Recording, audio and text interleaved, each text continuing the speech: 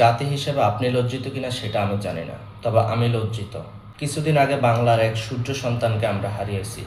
বিচারহীনতার আজ ৭০ দিন। অন্তর্বর্তীকালীন সরকার আশ্বাস দিয়েছেন, কিছুই করেন নাই। ত্রয়োদশ জাতীয় সংসদ নির্বাচনের মধ্য দিয়ে নতুন সরকার শপথ গ্রহণ করেছে। সেই সরকারও এখন পর্যন্ত কোনো প্রকার আশ্বাস দেয় নাই। তবে যতদিন পর্যন্ত আমরা সুষ্ঠু বিচার না পাবো ততদিন পর্যন্ত আমরা বিচার চেয়ে যাব। উই ওয়ান্ট জাস্টিস ফর হাদি।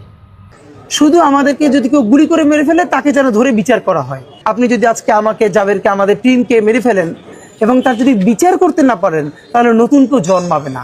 শুধু এই জন্য তার বিচার করে ফেলতে হবে, আর কিছু স্পেশাল সিকিউরিটি লাগবে না।